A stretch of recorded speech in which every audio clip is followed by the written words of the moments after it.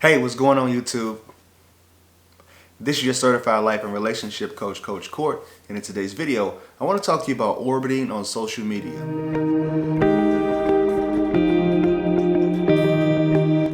Thank you for sticking around. If you haven't done so yet, please subscribe to the channel, click that like button, and leave a comment below if this video resonates with you. Before I get into the content, if you want my help personally, reach out to me on my website at www.fruitfulseeds.com. And leave me an email no longer than 2 to 3 paragraphs long, no longer than 500 words, as it makes it really difficult to respond to long emails. In today's video, I want to talk to you about orbiting on social media. And I have a couple messages from a couple people that follow me on Instagram and on TikTok, and I get emails from people. I get messages from people on or comments in the YouTube section. So I just wanted to pick 2 of those that kind of went along with the topic for today, and I'm going to get into those right away. The first one is a woman. She's in college.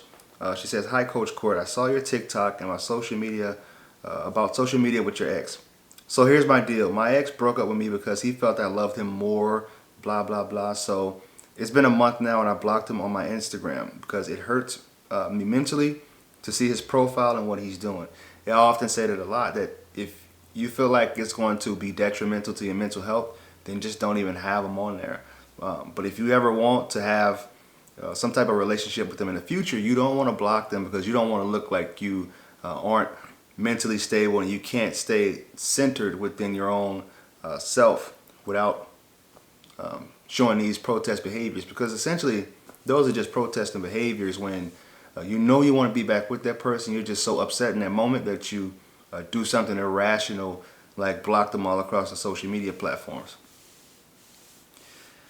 But he made a fake Instagram account, and now looks at my stories more than once a day, every day.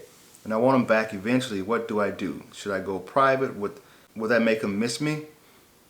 No, you don't want to go private. You don't want to do any of that, because essentially that's all protesting behaviors, and you don't want to do that. You don't want to. You want to be consistent, and you want to show them that no matter what you do to me, I'm just going to be me. I'm going to stay the way that I am. I'm not going to let you draw me into doing something that's uncharacteristic and that's showing that like I'm angry or I'm upset and vengeful or spiteful. So you want to stay centered and don't play into the games. Don't take it personal. You know, like Don Miguel Ruiz says in the 4 Agreements, you don't want to take anything personal. All right. Don't take anything personal and don't make any assumptions. And that's what happens when we're in relationships with somebody that's like an love avoidant type.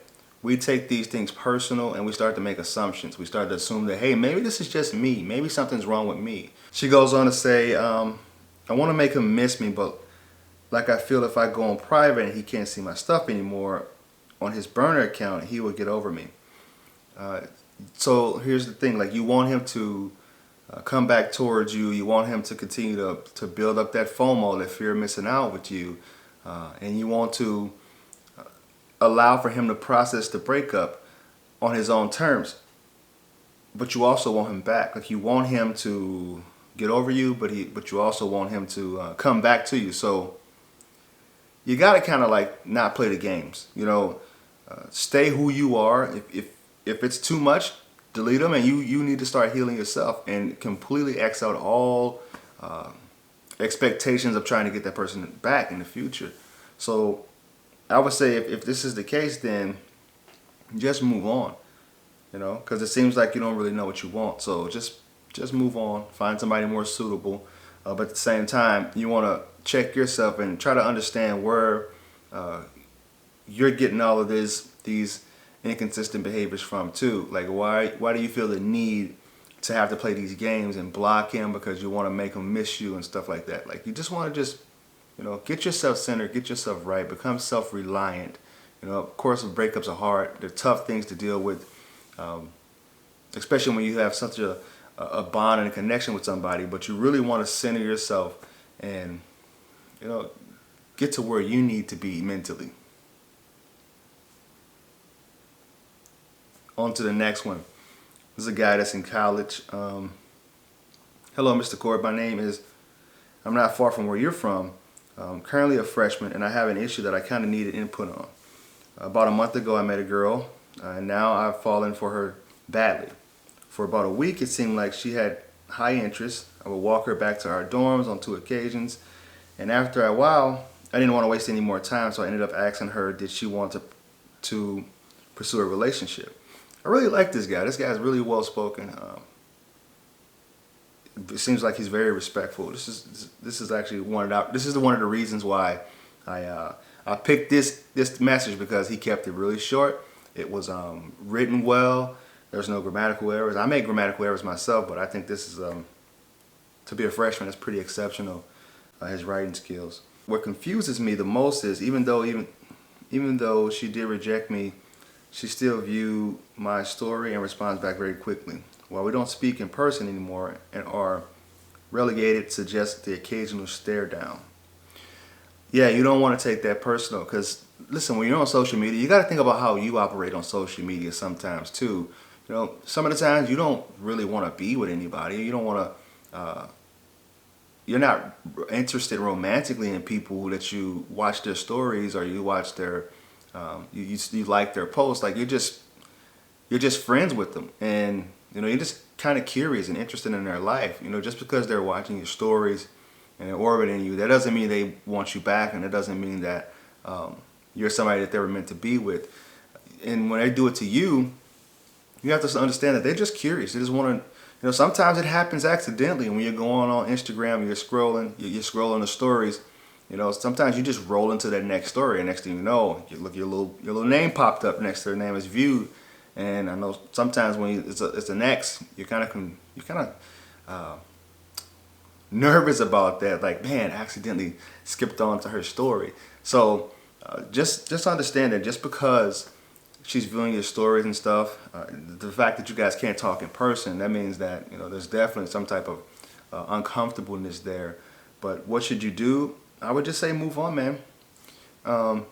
If things progresses into something a little bit more intense, then I think that's something that would be in your favor. But for right now, like, don't try to force things. Don't try to get some type of label onto what you guys have, because I can tell you about people who are more like the love avoidance. Things really change when you put the label on a relationship. They feel like they have to show up a certain way, and they feel like they have to act totally different than what they were acting before, because they feel like you have this expectations for them to show up and be something more than what they want to be in that current moment.